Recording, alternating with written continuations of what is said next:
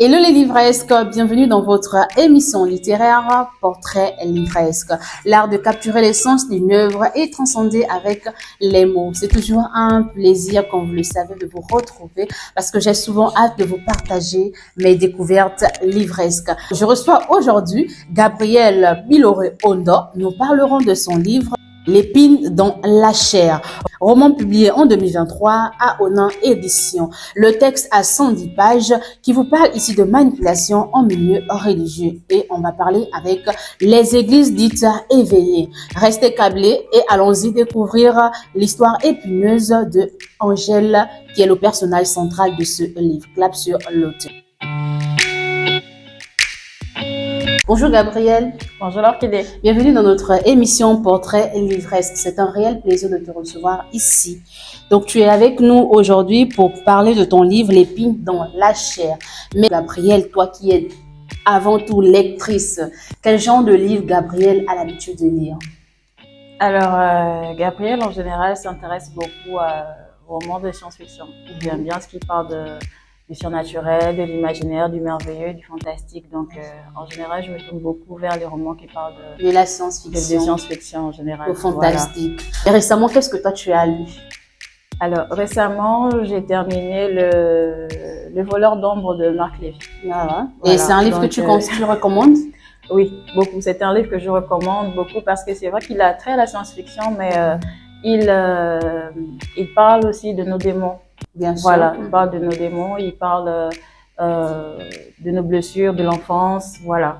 Il met tout ça un peu de tout ce qui nous dérange dans notre intérieur. C'est ça. Mais toi, en tant que lectrice, est-ce que tu as, des auteurs que tu affectionnes le plus? Alors, sur le plan gabonais, en termes de littérature gabonaise, j'ai des auteurs que j'aime bien toujours dans le domaine. Ils font beaucoup dans le domaine de la fiction, mais domaine de la fiction en fait sur le plan gabonais on va le dire, voilà. Donc ils parlent souvent de la vie du village, de ce qui a trait souvent à la vie du village, au fétichisme, etc. en général. Donc c'est des auteurs comme Okumba Kogé, voilà, et Ferdinand Alogo. Voilà. Bien sûr, Ferdinand Alogo, ok. Toi qui lis beaucoup de la fantaisie, donc le roman fantaisie, bien sûr. Est-ce que tu as comme ça des favoris à nous partager en général? En général, ma préférée, on va dire ma préférée, voilà, c'est, elle n'est pas gabonaise celle-là. Non, on est dans les généralités. Voilà, on va dire J.K. Rowling. Ah voilà, d'accord, donc pour moi, sur le plan de l'imagination, elle est super au sommet en fait. Bien sûr. Voilà. Nous sommes avec Gabrielle Biloré-Ondo. Nous parlons bien évidemment de ses goûts littéraires, de sa passion pour la lecture. Et aujourd'hui, tu es auteur. Est-ce que tu as des rituels d'écriture? En général, ça me vient comme ça. Je peux faire des courses, je peux être voilà, au boulot, peu importe ce que je fais. En général, si j'ai pas de quoi noter sur un papier, j'utilise mon téléphone et je note une phrase, deux phrases, voilà. Donc ça peut venir à n'importe quel moment en regardant un enfant jouer ou bien en regardant quelqu'un traverser la route. Par exemple. Ça vient n'importe comment. Oui. Est-ce que tu peux, par exemple, nous citer un auteur en général qui a influencé ton écriture, s'il y en a, bien sûr? Un auteur particulièrement, je ne crois pas. Je crois plutôt que je lis un peu de tout. Je m'intéresse un peu. En fait, ça se passe au feeling, en fait. Bien. Livresque, nous sommes à la première partie de notre émission et place à la deuxième partie. Nous allons parler du livre L'épine dans la chair et c'est avec Gabrielle Biloré-Ondo. À tout de suite.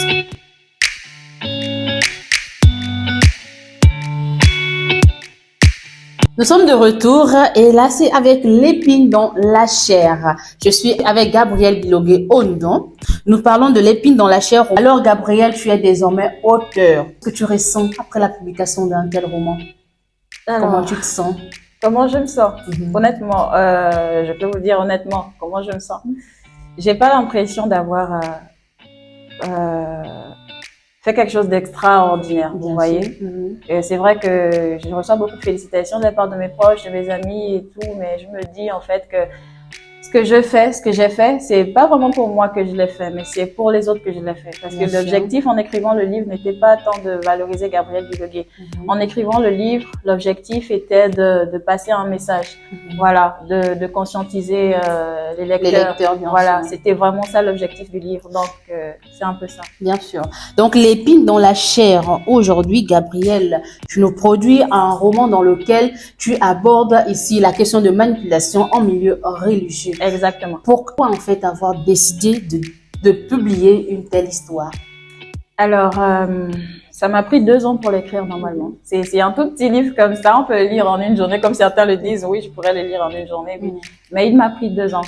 Il m'a pris 2 ans parce que je me suis posé énormément de questions par rapport à la manière dont les gens allaient recevoir l'information. Voilà. Par rapport à la réaction du public. Je me suis posé des questions par rapport à la sensibilité de tout un chacun. Je me suis posé également la question par rapport à l'image que les gens auraient sur moi, parce qu'en général, quand on écrit un livre, c'est une manière de se mettre à nu devant les gens. Tout de suite, les lecteurs ont tendance à faire le lien direct entre le livre et l'auteur. Donc, à un moment donné, je me suis demandé comment les gens vont me percevoir. Voilà, donc ça m'a pris 2 ans. 2 ans de travail. C'est ça. Gabrielle, pourquoi l'épine dans la chair? Comment tu définis ce titre?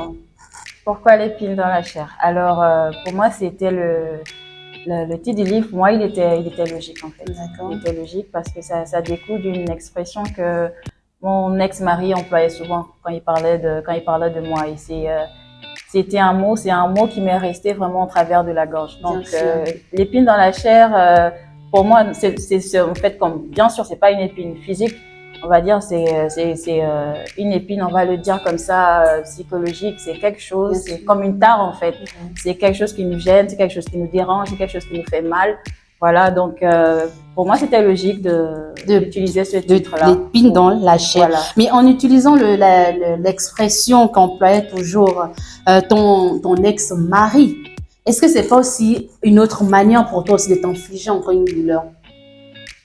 L'épine dans la chair, en fait, la plupart des personnes qui voient le titre, tout de suite se disent, je sais déjà de quoi il parle. Ça parle de douleur, ça parle de meurtrissure, ça parle de déception, ça parle voilà, ça parle de larmes, etc., etc. Et je pense qu'ils ont raison. Voilà pourquoi, pour moi, l'épine dans la chair, simplement, c'était juste le titre qui convenait à mon histoire, à l'histoire d'Angèle. Ok, comme a dit Gabrielle, l'épine dans la chair, c'est une douleur et voilà, qui est enfouie dans le cœur et qui fait très, très, très mal. Voilà. Et Gabrielle, finalement, je me pose la question, qui était l'épine de l'autre entre le prophète et Angèle? Et pour illustrer mes propos, je vais prendre les pages 79 et 80. Tu nous dis ceci, à la page 79, on est là. Il disait que j'étais l'épine dans la chair. Et la 80, tu dis ceci. Je laissais donc mes affaires emballées à la maison et allais à l'église pour lui parler. Je lui expliquais les raisons pour lesquelles je voulais que l'on divorce à l'amiable. Je n'étais pas sa femme, mais une épine dans la chair, une chose qui fait naître la douleur, la gêne, quelque chose dont on aimerait se débarrasser. C'est lui qui disait que tu étais comme une épine dans sa chair, dans sa propre chair à lui. Mais toi qui subis les affres de ce prophète, n'est-ce pas lui qui est une épine dans ta propre chair? En vérité, c'est lui qui était l'épine dans ta chair. Dans ma chair, bien sûr. Dans la chair d'Angèle, c'est l'inverse qui se passait. Mais à mon avis, vous savez, quand une personne est dans l'optique de manipuler, dans l'optique de blesser, dans l'optique de dominer l'autre, en général, il transpose ses propres peurs, ses propres faiblesses sur l'autre. Voilà. Il reproche souvent à l'autre ce qu'il est lui-même. C'est ce qui se passe souvent et je pense vraiment que c'est ce qui s'est passé dans le cas de mon ex-mari. Voilà. On va prendre la posture d'Angèle dans le texte. On a cette jeune fille qui est d'abord amie avec Marc, donc chrétien dès le départ, donc c'est au niveau de l'école. Et on se dit que voilà, Angèle a trouvé sa voie en allant avec Marc dans l'église de Marc, bien sûr. Mais au fur et à mesure que le récit avance, on se rend compte que Angèle a pris une autre tournure, une autre voie, merci. Elle prend une autre voie. Donc, pourquoi tu as voulu donner cette trajectoire à ton personnage, Angèle? Alors, d'abord parce que c'est la trajectoire que Gabriel Biloguet a prise. Voilà. Donc, avant de continuer, je vais au passage saluer Marc. Alors, parce que c'est ainsi que ma vie s'est passée à ce moment-là. J'étais jeune et j'ai été, comment le dire comme ça, j'étais assez séduite par l'idée, sinon la manière dont le prophète vendait en fait la spiritualité à ce moment-là. Moi, j'étais beaucoup attirée par le contact avec le spirituel, le contact avec le Saint-Esprit. Je voulais en savoir davantage. Et donc, à ce moment-là, je décide de prendre cette trajectoire, pas parce que je suis attirée par le prophète uniquement, pas attirée par son charisme, attirée par la manière dont il prêche, la manière dont par l'entremise du Saint-Esprit, il impose les mains, il guérit, il fait ceci, il fait cela. Non, mais je suis également attirée par l'idée de devenir quelque part comme lui, parce que c'est vraiment ce à quoi j'aspirais à cette époque. Mais dès le départ, tu es dans une église déjà. Jésus Sauveur, je crois bien, Jésus Sauveur, tu es dans une église. Qu'est-ce qui n'a pas marché? Qu'est-ce qui te manquait là-bas? Au début, tout allait bien, tout se passait bien. Voilà, l'enseignement, j'y croyais vraiment. Je croyais vraiment au message qui était prêché dans l'église à ce moment-là. Et c'est à la suite de ma rencontre en fait avec le prophète que je commence à me poser un tas de questions. Voilà. Donc, je me rends compte que dans notre église, on fait pas de délivrance. Dans notre église, on ne s'intéresse pas beaucoup aux problèmes spirituels. En général, on se contente de lire la parole de Dieu, on se contente de la confesser, et puis voilà, chacun rentre chez soi. D'accord. En général, c'est la manipulation en milieu chrétien.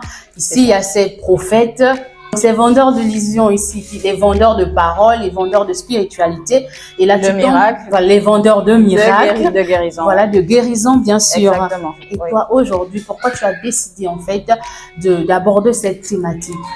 Alors, pourquoi? Parce qu'aujourd'hui, les églises éveillées sont de plus en plus nombreuses. Voilà. Et dans ce lot, il y a également celles qui ne sont pas vraiment inspirés, on va les dire comme ça, inspirés de Dieu. Voilà, il y en a qui sont levés un matin parce que peut-être économiquement ça n'allait pas très bien, ils se sont rendus compte que faut ouvrir l'église. Voilà, ça marchait assez bien, que les gens étaient à l'affût des miracles, à l'affût des guérisons. Et puis voilà, on a ouvert l'église, mais en vérité le but n'est pas vraiment de guérir les gens spirituellement, mais souvent c'est la patte du gain qui se cache derrière tout ça. Donc pour moi, le phénomène de la manipulation dans les églises est un phénomène d'actualité. Pour moi, on doit vraiment en parler parce que les conséquences en fait de cette manipulation sont visibles aujourd'hui sur beaucoup de personnes, même si elles n'en parlent pas. Parce qu'en général, c'est des sujets très tabous. Les gens ont du mal à exposer un homme de Dieu, ont du mal à exposer des injustices qu'ils ont subies, ont du mal à exposer les dysfonctionnements de leur église parce que c'est souvent mal vu, c'est mal perçu. Et la conséquence, c'est qu'aujourd'hui, on a beaucoup de victimes de ces églises-là, des victimes silencieuses et muettes qui sont là avec nous. Aujourd'hui, parmi nous là. Exactement. Bien sûr, donc manipulation en milieu chrétien. Aujourd'hui, on est là dans les pieds, dans la chair et dans le texte, tu nous laisses croire ou encore comprendre que ta relation avec Dieu, ça ne va plus ou ça n'allait plus à l'époque. Et on veut savoir aujourd'hui où en es-tu? Alors, c'est vrai qu'à l'époque, spirituellement, ça n'allait pas. Voilà, ça n'allait pas du tout. Je n'avais aucun contact avec le Saint-Esprit, avec la prière, avec en fait tout ce qui touchait à la spiritualité à ce moment-là. Pour moi, on va le dire comme ça, c'était juste un tas c'était des conneries pour moi. C'était voilà. Donc, en termes de rébellion, s'il fallait parler d'une rebelle spirituelle, j'étais vraiment devenue une rebelle spirituelle. Une rebelle. Voilà, je devenais irritable. Dès qu'on parlait d'église, viens assister à un culte. À un moment donné, je pouvais te baffer parce que, à un moment donné, j'avais tellement subi d'injustice que pour moi, c'était juste une forme d'hypocrisie, d'arnaque. C'était, voilà, les chrétiens pour moi, l'église pour moi, c'était un rassemblement de personnes hypocrites, de personnes méchantes. Et voilà, c'est vraiment l'idée que j'avais de la spiritualité à ce moment-là. Bien sûr. Mais je m'attendais, je m'attendais à ce que tu me dises, tu avais l'impression de recroiser encore le prophète un peu partout. Genre, tu quittes un prophète à un autre encore pour aller recroiser. Exactement. À ce moment-là, moi, tous les pasteurs, les prophètes, qui que tu sois, homme de Dieu, je te voyais juste comme celui qui m'avait blessé à cette époque-là.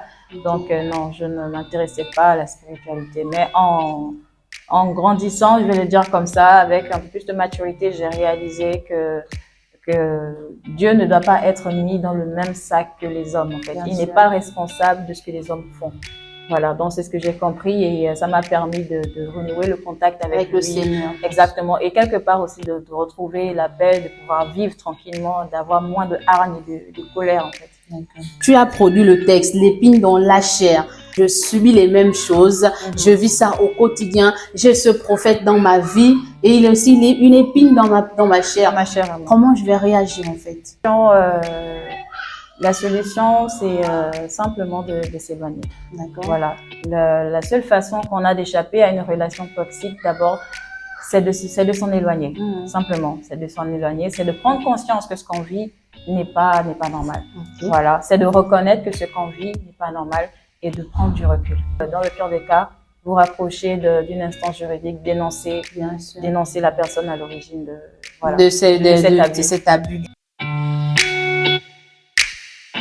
Gabrielle, l'épine dans la chair, aujourd'hui tu as produit le texte et je vais un peu m'interroger sur le regard de la famille aujourd'hui, la famille et les amis. Après avoir lu, quels sont les retours en fait, à part les félicitations que tu as mentionnées dès le départ, quelles sont les réactions en fait, le retour?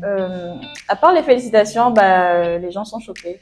Ils sont choqués, les membres de ma famille qui l'ont lu sont choqués parce que, à vrai dire, il n'y avait que ma mère, mon petit frère, voilà, ma grande sœur, ceux qui sont vraiment de la famille restreinte, qui étaient vraiment au courant de l'histoire. Parce qu'à un moment donné, je laissais échapper des petites anecdotes de ce que j'avais vécu comme ça, et puis voilà. Il n'y a que qui étaient au courant, mais la famille élargie, on va le dire comme ça, les amis ne savaient rien du tout. Ils savaient juste que je m'étais mariée, et que le mariage n'avait pas duré, j'avais divorcé. Pourquoi j'avais divorcé, je ne savais pas. Personne ne le savait. Voilà. Donc, le texte est disponible auprès de Gabrielle au prix de 7 000 francs. Vous pouvez joindre l'auteur au numéro qui s'affiche ou encore allez-y à la page Gabrielle Biloreau sur Facebook. Comme toujours, l'achetez auprès de l'auteur pour avoir une si belle dédicace.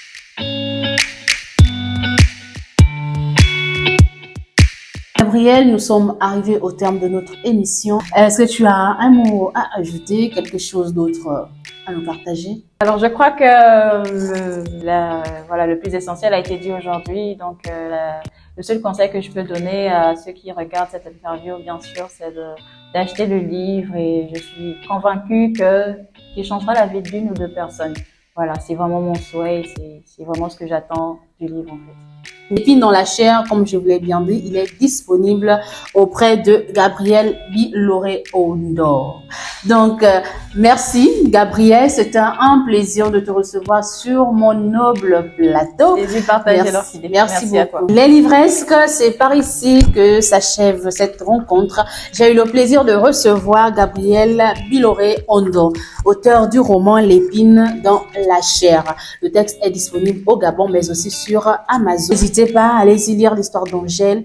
Vous serez à un côté peut-être meurtri. Vous allez aussi dégoûter peut-être la vie du prophète, donc les différentes postures de ces hommes de Dieu qui en quelque sorte vendent des miracles aux fidèles. N'hésitez pas, allez-y, vous allez découvrir le royaume Jésus sauve et le royaume céleste. C'est sur ce mot qu'on se dit à la semaine prochaine pour une nouvelle rencontre avec un nouveau portrait livresque. Mais je n'oublie jamais et aussi à vous de ne pas oublier les gestes viraux. Donc la tradition. Allez-y, likez, partagez et commentez la vidéo. Ciao.